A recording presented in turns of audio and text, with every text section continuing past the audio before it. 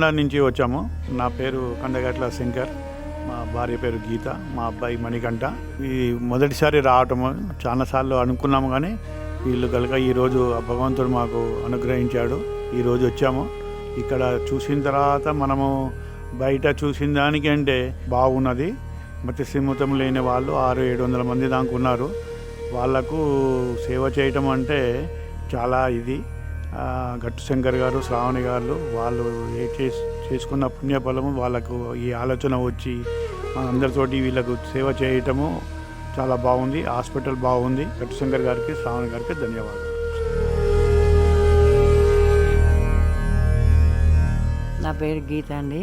ఇప్పుడు ఇది 15 సంవత్సరాలు అయ్యిందంట. ఇవాళ మేడం గారు చెప్పారు. అప్పుడు రావాలనుకున్నాను, ఇప్పుడు వచ్చామండి.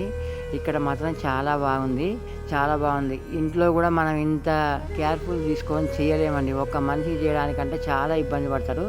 600-700 మందికి చేయాలంటే వాళ్ళకి హ్యాట్స్ ఆఫ్ చెప్పాలండి. ఇది మాత్రం చాలా గ్రేట్ సార్.